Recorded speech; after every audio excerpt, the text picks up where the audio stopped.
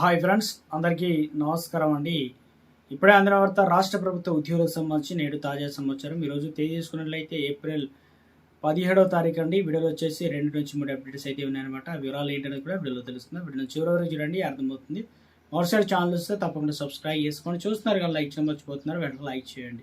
మొట్టమొదటిగా అప్డేట్ అయితే రావడం జరిగిందండి. పెన్షన్లకు సంబంధించి భారీగా గుడ్ను చెప్పారు సుప్రీంకోర్టు చారిత్రాత్మక తీర్పు అంటూ. ఎందుకంటే అదేవిధంగా ప్రభుత్వ రంగ సంస్థలో పనిచేసిన పదవి విరమణ పొందిన పెన్షన్లకు హక్కులు కాపాడే దిశగా సుప్రీంకోర్టు కీలక సంచలన తీర్పు వెలువరించింది. పింఛన్దారులకు బిగ్ రిలీఫ్ అనేది లభించిందని చెప్తున్నారు. ఎందుకంటే డిఏ కావచ్చు, మనం కరువు భత్యం కోసం ఎదురు చూస్తూ ఉంటాం.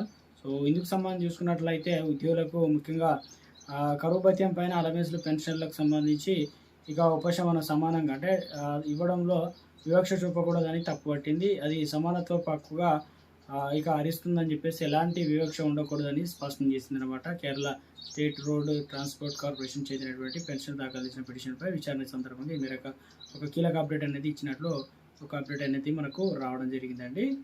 మరో అప్డేట్ అయితే ఇచ్చారండి. ఏదైతే విశ్రాంతి అధికారులకు సంబంధించి కొనసాగింపు అంటే దళారుల భవనాల శాఖలో పదవి విరమణ పొందిన పలువురు అధికారులు కీలక స్థానాల్లో మళ్ళీ కొనసాగించడం అన్యాయం అని చెప్పేసి ఆర్ఎన్బి ఇంజనీరింగ్ అసోసియేషన్ మండిపడింది. హైదరాబాద్లోని ఆ శాఖ కార్యాలయం ముందు అసోసియేషన్ సభ్యులు గురువారం నిరసన తెలిపారు. పదవి విరమణ చేసిన వారికి కీలక స్థానంలో ఒప్పంద విధానం సేవ పొడిగింపు అనేది ఇవ్వద్దని గతంలో వినతులు సమర్పించిన పలువురిని కొనసాగిస్తున్నారని చెప్పేసి దీనిపైన అభ్యంతరం అయితే వ్యక్తం చేశారనమాట.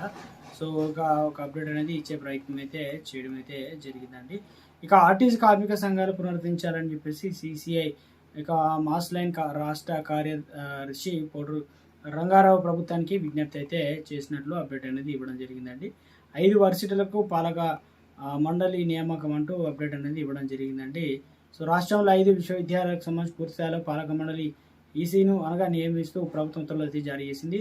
జేఎన్టీహెచ్ అదేవిధంగా ఓయూ తెలంగాణ శాతవాహనతో పాటు అంబేద్కర్ సార్వత్రిక విశ్వవిద్యాలయం ఈసీ సభ్యులను నియమిస్తూ విద్యాశాఖ యోగి రాణా గురువారం అయితే వేర్వేరు జీవోలు అయితే జారీ చేయడం అయితే జరిగిందనమాట. ఒక అప్డేట్ అనేది ఇవ్వడం జరిగింది. మరో అప్డేట్ అనేది ఇవ్వడం జరిగిందండి. ఒక విద్యుత్ అధికారి లంచం తీసుకుంటూ ఏసీబీ అధికారులకు దాడి చేసి పట్టుకున్నారనమాట. దేవరకొండ విద్యుత్ శాఖ ఏడీఏ కార్యాలయంపై ఏసీబీ అధికారులు గురువారం దాడులు నిర్వహించారు. దాడుల్లో ఏడీకి సిరికొండ సైదుల్ కాంట్రాక్టర్ నుండి దాదాపు 30,000 లంచం తీసుకుంటూ రెడ్ హ్యాండెడ్గా పట్టుకున్నారు. 2025లో వచ్చినటువంటి తుఫాన్ వల్ల చందంపేట మండలం కంపాలపల్లిలో విద్యుత్ శాఖ భారీ నష్టం జరిగిందని దీనికి 10 లక్షల విలువ గల పనులు కాంట్రాక్ట్ పూర్తి చేశారు. అయితే ఇందుకు సంబంధించి బిల్లులు పెండింగ్లో ఉండగా బిల్లు చేయాలంటూ తనకు 30,000 రూపాయలు కూడా లంచం ఇవ్వాలని చెప్పేసి సైదులయ్య డిమాండ్ చేయడం జరిగిందనమాట. దీంతో ఏసీబీ అధికారుల సూచన మేరకు రసాయనం పూసినటువంటి నోట్లను ఏడీఏ ఇక ఇస్తున్నట్లు ఉండగా అక్కడ మాటు వేసిన ఏసీబీ సిబ్బంది దాడి చేసి పట్టుకున్నారనమాట. ఒక అప్డేట్ అనేది ఇచ్చే ప్రయత్నం అయితే చేయడం జరిగింది. రాష్ట్రంలో గ్రంథాలయ ఉద్యోగుల పెన్షన్ల జీతాలతో సో చంద్రబాబు నాయుడు గ్రంథాలయం చెలగాటం ఆడుతుందని చెప్పేసి రాష్ట్రంలో అంటే 4 నెలల జీతాలు రావలేదంటూ ఒక అప్డేట్ అనేది ఇవ్వడం జరిగింది. ఇక మరొక అప్డేట్ అయితే ఇచ్చారు. ఇక మొత్తానికైతే చిన్నబాబాయ్ కళల్లో ఆనందం కోసం పూడి శ్రీహరిపై కక్ష సాధన చర్యలంటూ ఒక అఖిల పరిస్థితి కామంటూ ఒక అప్డేట్ అనేది ఇవ్వడం జరిగింది. సో మరొక అప్డేట్ అనేది ఇవ్వడం అయితే జరిగిందండి.